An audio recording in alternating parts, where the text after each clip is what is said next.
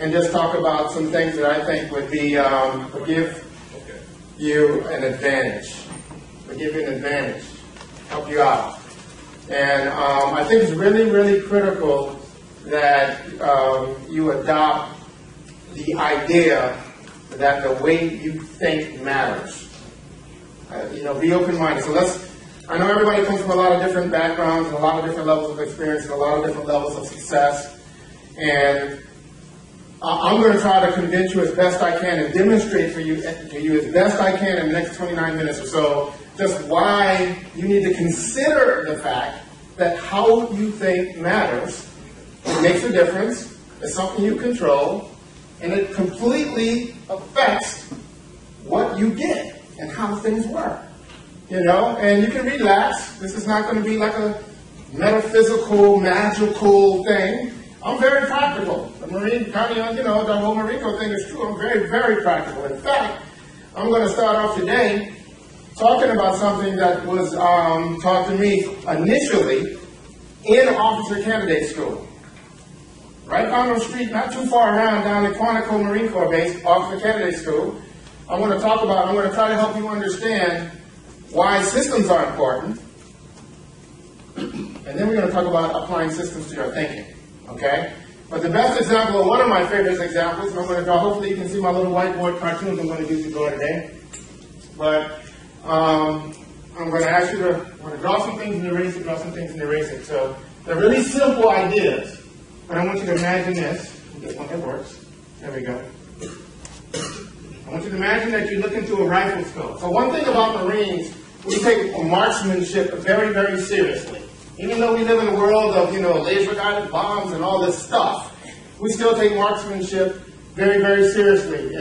And now I'm starting to understand why that is, because it's a lot more than just shooting a rifle. It's a lot that has to do with philosophy and thinking. So that's what I'm going to share with you very quickly. If you can imagine, like you look into a scope, and imagine that in the middle of the scope, this is the bullseye. Everybody can imagine that? Yeah. Okay, good. Now I want you to imagine that you're looking through this same scope, but you back away from the bullseye. You back further away in the distance, okay? So if you were looking at that same thing further away in the distance, can you imagine it look small? Everybody with me? I need feedback just to make sure that we communicate, because if I don't get feedback, it's my fault. I mean, you didn't understand what I said. I'm going to say it over and over and over in many different ways until we communicate. We good? Yes. Outstanding. So what we have here is a really small bullseye. The further away you get from it, the smaller it is. Everybody's good, right? This is the thing. There's nothing that stands still in the known universe. Everything is moving. So what they teach you how to do is to control yourself, how to sit and how to angle, use bone structure, and how to slow down your breathing, how to slow down your heart rate, right? To slow down all the movement, because what happens is, when you're looking at the bullseye, it's moving around. And there's nothing you can do to stop it. Now here comes the biggest advice I can give you, and this is the theme around which I'm going to talk about for the next, probably down about 20 minutes now, but the next 20 minutes or so, is what they tell you to do is once you apply the system, once you get in a position, because that's a system, once you get into the position, once you apply the system, to relax and accept the movement, accept the wobble. And let me show you why that's such a huge thing, why that turns out to be such a big thing. Let me see if this is going to work. Yeah, that's great. Okay, because what's happening is this. The little bullseye is moving around, right? You're in the system. You got your breathing down. You're calm. You're steady. And the little bullseye is moving around. And when you relax and you start to pull the trigger, your bullets are all inside. They're moving around, but they're all inside the bullseye. Now, if you follow what you see, if you see the bullseye moving around, and you chase what you see, your bullets end up outside of the bullseye. It's called chasing the bullseye. In fact, when you have a coach there over you, because you sit down there shooting, and they're looking at your target way down there with binoculars, and they see the bullets going out here, you know what they tell you? Stop chasing the bullseye. Relax. Relax. Accept it. Accept it. Now, that's marksmanship in like 20 seconds, but you know what? Most people don't apply a system, right? And without applying a system, it seems logical to go after what you see. And if what you see moves, then you move. If it moves this way, you move that way. If you move this way, you move that way. Guess what? According to my Marine Corps friends, you're never going to hit your target by doing what seems to be the most common thing to do, which is chase what you see. How many people know people, I'm not going to put it on yourself, I won't even say if it's you. So how many people know of people, back to London and Barrel, so how many people know of people that say they want to do X? So they do it for 5 minutes or 5 days or 5 months, and then they do it different for 5 minutes or 5 days or 5 months, and they do this and they do that, because they see this and then they see that, and they move all around, and they just change, right? And they never get anywhere. They're always at square one. This is a very, very powerful thing. This is very, very powerful idea. Everybody got that idea? Because I'm going to build on this. That's stepping stone number one. We're going to build a little block. We like in kindergarten. That's block number one. Everybody got that block down? Yes. Good. We're going to build on top of it. Let me tell you what I believe to be the most dangerous, deceptive thing. Maybe known to man. I don't know. That's a big build-up, isn't it? You know what it is? It's this right here. Straight line. Straight line. Straight line. Now let me tell you what I mean by that. And these are easy concepts. I'm giving you easy things you can write down and remember. Right? Because simplicity things, simple things stick. But let me tell you why this is such a big deal. There's no such thing. It looks straight. The farther away from this, the straighter it's going to look. Up here, I can see it's crooked. If I put a magnifying glass on it, it probably looks like this. Everybody understand how that is? Yeah. Let me tell you why that's so dangerous. Because most people don't take action. They're looking for this. They're looking for this. They're looking for the sure thing. They're looking for I know exactly how it's going to work. And I see it clearly. I know exactly how it's going to work. Therefore, I'm going to go do it. But guess what? What they're looking for doesn't exist. So guess how much action they take? None. They're waiting forever. It doesn't exist. The challenge we have is this. We're told to do that. You know, we're told to, hey, all you have to do, but let me ask you another question. Let's stay on the line for a bit. Let's talk about it. Let me not move that fast. Let me really let it sink in a little bit. Where in nature does a perfect straight line exist? It doesn't. It's literally no such thing. You just got to look close enough to see. So what a lot of people are looking for doesn't even exist in nature. Think about that. Think about how frustrating it would be if all you want to do is you're broke, you want to be wealthy, you're sick, you want to be healthy, you're lonely, you want a great mate, you work for somebody, you want to work for yourself, but all you need to do is find just that one thing to get there. And that one thing doesn't even exist in nature. Would you be a little bit frustrated? Yeah? Yeah. Well, let me tell you what, when you get, okay, I'm loving this line. Loving this little straight line thing. Let me tell you what happens when you use a system. When you use a system, this, instead of this, it's this.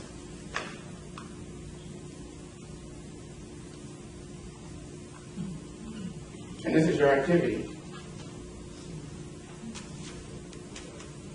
How many people understood that just now? How many people understood that just now?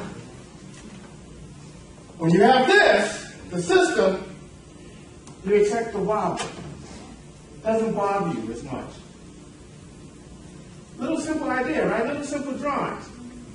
But once this is what you got to look for. The big fat arrow, right? The system.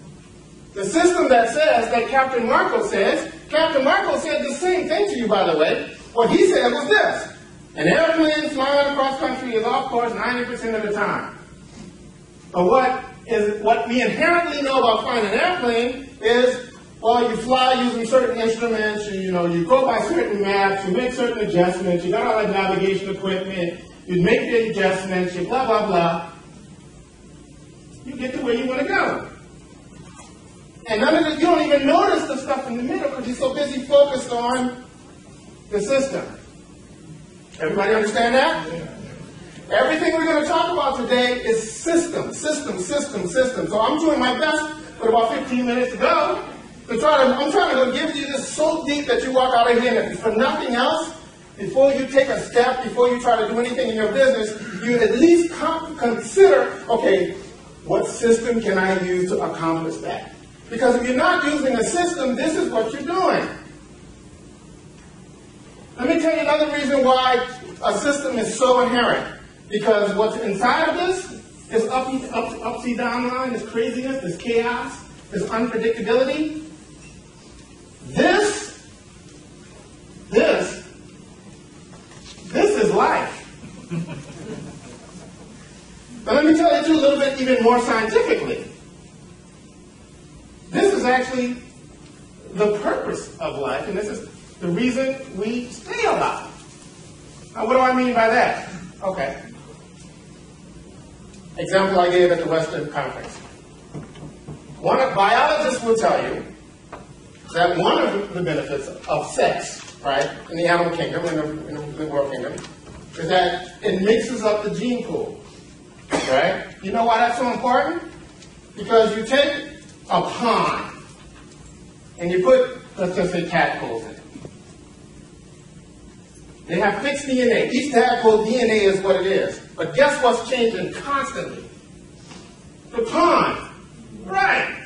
The pond. The environment. Rain, stuff going in it, chemicals if they're around man, just all kind of stuff, right? Guess what the biggest thing they can do to ensure the survival of their species? Mix up genes so that the next generation has different combination, and then the next generation has different, right? Because who knows what combination you're going to need to have to survive that clan war? Who knows? Change is the point. Change is the point. What's exciting to me about this whole idea is because we're now adopting these philosophies in business. Let me ask you a question. Name one of the most successful companies in the world right now. Everybody said the same company. Let me ask you a question. They just came out with a new iPhone when? A month ago. How many people think it's possible to make it to this time next year and they not put out another phone? They have built a business around constant change. Constant change. So if there's anything that I think the title that the title of my little conversation I'm having with you is Success Principles, but I'm giving you one success principle to deal with a changing environment. Is simple. You need to expect change, embrace change, leverage change, and be change. Your relationship to change will determine how successful you are at anything. Right? I know some of you don't believe me, so I'm going to get out of the military for a minute. Now I'll give it to you from, let's do it from a psychological, sociological discipline point of view. So my daughter goes to Montessori school. And when she first went to that school, I didn't know nothing about it because it's totally different from what I did. I didn't understand what they were doing. And so a woman came to town and gave a speech on the science behind Montessori, me being curious. I went to learn. I went to see. And the beautiful thing was, for 1 hour, the woman just gave experiment after experiment after experiment and the results, and let you draw your own conclusions. Didn't even talk about what they did or how, but at the end of the day, you kind of got it. So let me share an experiment with you that I think will help a lot of you. And remember, I'm trying to talk you in, I'm trying to convince you, I'm trying to sell you on the idea of using systems. So blatantly, this is what I want you to buy today. I'm selling. I want you to buy it for your own good, but I do want you to buy this idea of using systems. So this is the thing. They did a test on, they wanted to measure the relationship between perceived control and somebody's cognitive ability. Think about this, how smart somebody was. Doesn't even seem like it could be related, right? So most people think, well, you're as smart as you are, right? Whatever you have in there is what you have, right? Your intelligence, that's where you are. They don't think of it as being kind of variable So this is the experiment. They brought a bunch of people into the room, said, hey, you're a part of the experiment. Thanks for helping us out. We want you to fill out these anagrams. Very, very complicated problems, take a lot of concentration. They told one group that, unfortunately, this is the only day that we can fix the fire alarm. So it may go off. If it goes off and you cannot concentrate, let us know. We will cut it off and let you do the test, but it's really going to inconvenience the school, put us way behind. It took forever to get in here. So if you can bear with it, bear with it. They told the one class that. Sure enough, they're taking a test. Halfway through the test, the alarm goes off, and it's very, very annoying, but they grin and bear it and drive through. Second group, they come in and tell the same thing. Thanks for helping us. You're going to do these anagrams, very hard, concentrate, but oh, by the way, this is the only day that we can fix this fire alarm. Sorry. Nothing we can do about it. Let that class. They did the multiple classes, not just two, multiple classes. Guess which group always outperformed the other group? The group that they told, you have the control to tell us to cut it off. But guess how many times they exercise the control? None. Let that sink in for a second. That's powerful, because what that says is the people that perceived they had the most control were smarter. I see some light bulbs going off. That's good. There was another experiment done by different scientists. I like scientists because they do cool things. They wanted to test at a global level what was the formula for happiness. And they went into different cultures, normalized all the different things and all this stuff, took out all the differences in industrial nation versus non-industrial, all this stuff, and they had people self-define happiness, and then they tested it for them. And guess what the number one determinant was for the people that described themselves as, that tested actually, not just described, because people lie, but that tested, when they took these tests, guess who tested the most at being happy? It's the people that perceived that they had the most control around their environment.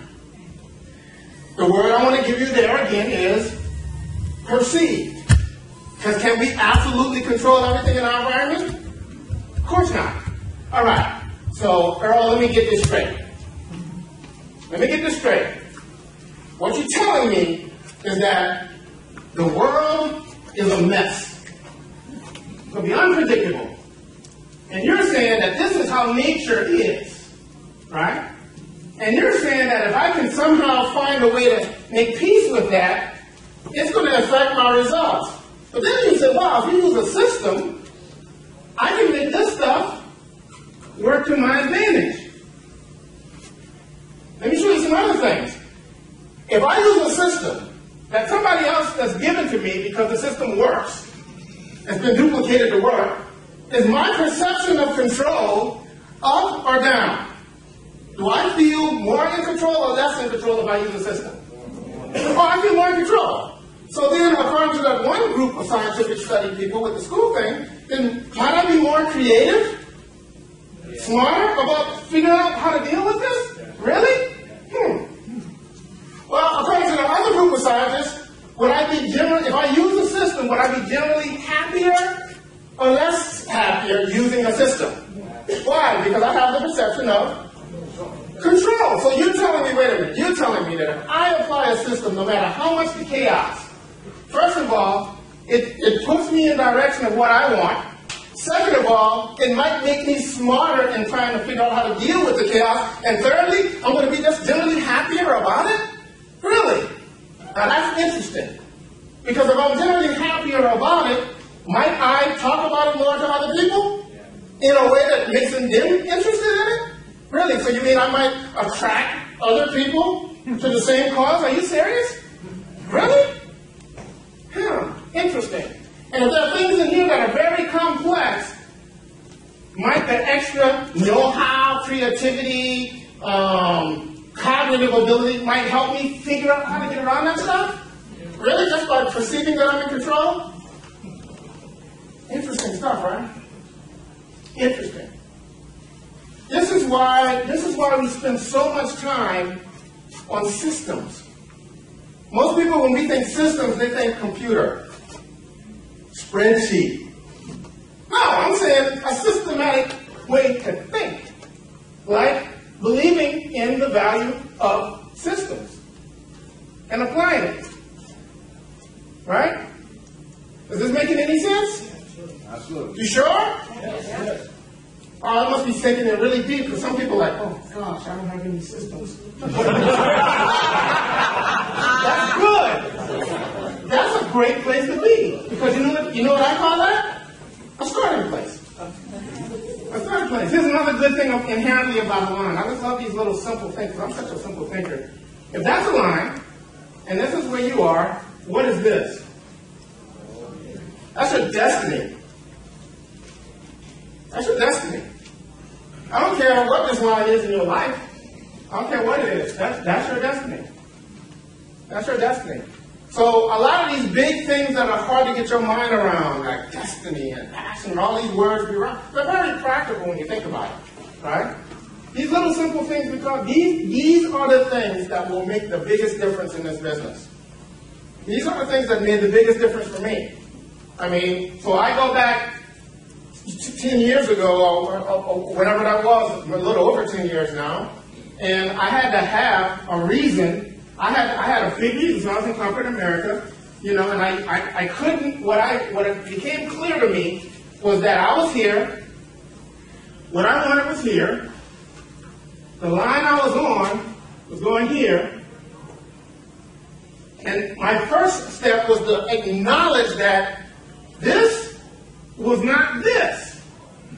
And nothing I could do in there could get me there. That was the first acknowledgement. That's a big one. That's a big one. Because most people say they want this, and everything they do points to that. Everything they do. Let me give you a simple way that was told to me that I didn't even understand it was so simple when he told it to me. He said, Earl, you can only play the game, you can only win the game you play. Like, well, that makes no sense. Of course. But when you think about it, this is what most people do. Now when I hear that statement, I laugh because it's so true. Because this is what I see every single day. This is somebody. I want to be in the Super Bowl. So let me keep playing baseball. I want to be in the World Cup. So let me keep running marathons. People don't even play in the game that they say they want to win in. And they're very frustrated because of it. And then they start to confuse working hard in this line with getting them closer to there. And it's not the same thing. I don't care how fast you work. I don't care how hard you work. The most important thing you can do is determine what this is. And I can't tell you what that is. And what that is what do you want your destiny to be? Because it may not be what your destiny is right now. It's up to you, though. You get a choice to determine that. But once you determine what it is, then you need to realize that between you and there, although it looks like this, we now know it's going to be this, right? And here's the hint. This will make anybody feel the lack of control. You're going to feel great on this part. You're going to be terrified on this part. You're going to be a little pissed off on this part. You're going to be optimistic on this part. You're going to feel great. You know what? That's just out of your control. So you know what you call this? That's what you call it. Right? It must be, because you don't have any control over it. Just a roll of the dice. But the minute you do this, what you really put on your side is math. Probability, right? That's what happens when you start to use systems. You change probability. Probability says that if you keep going that way in that range, you end up around that target. Everybody get that? Yeah. You sure? Yes. Good. Good. Oh, by the way, when you do this stuff and you concentrate on these kind of ideas, the thing I like about it most, and one thing I discovered, a byproduct of dealing with this chaos, is that the more you focus in on where you're going, you see less. You don't see more. You see more of this, but you see less of this. See less of that. Let me give you the best way I can describe this phenomenon. I'll wrap it up with this story. So this is just a story I heard, but it made sense to me. And it's just kind of the point. There was this archer. I think this comes from a big Indian epic poem. Something starts with a B that I can't pronounce. But I saw it. But I remember the scene from it. Anyway, this young new archer, great, best archer in his village, whatever, goes to like the palace, to like the master archer. I mean, the best archer in the world, right? That kind of thing. And he said, hey, I want to be on the archer team or whatever. I want to be in the palace archers. And it's like the highest thing you can do. And the archer said, well, how many years have you been training? He said, I've been training hard for 4 years, every single day. And the master had a red bird on his shoulder. He said, really? And he makes the bird fly off his shoulder, and the bird flies all the way across this big field and sits in a tree over there. He says, okay, draw your bow, aim at my bird. And the guy was like, what? He says, draw your bow, aim at my bird. And he does. He draws his bow and aims at the bird. He says, okay, tell me what you see. He says, I see a bird sitting on the branch in a tree. Well, he says, what else? I see the blue behind the clouds. I see the clouds moving slowly by. I can tell which way the wind is blowing, so I can make my adjustments. He said, okay, do me a favor. Go back stuff for 5 years and come back. You're not ready. Guy goes home, comes back in 5 years because he's dedicated. He says, I'm back. He says, how's you again? He said, what have you been doing? I've been practicing every day for 5 more years. He says, really? Same bird, different bird, or same bird. I don't know how long the birds live. But he makes the bird fly. Same thing. He says, tell me what you see. He says, I see the bird. I see the screen around it. But now I'm stronger in my stance. I can move less. I see the variance. I'm there. I can I'm going to go with the bird. He says, okay, tell you what. Go home. Come back in 5 years. And the guy's dedicated. So the guy comes back 5 years later. Same thing. Bird goes, same bird, goes, bird's getting old. I have to live a little bit longer. Bird gets there. Red bird, he says, okay, tell me what you see. The guy says, red.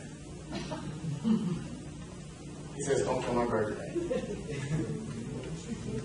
He said, now you're ready to join us. So that was just an illustration of what I was going to try to explain to you the hard way about how the more you focus, the less you see. Right? The more you focus, the less you see. And you can know how you can tell what people are focused on?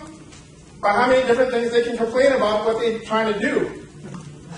You know? If somebody comes to me and they're trying to lose 20 pounds, but they start saying, but you know, my child is doing this, and my car is doing this, and my job is all that, and they give me 15 things they see.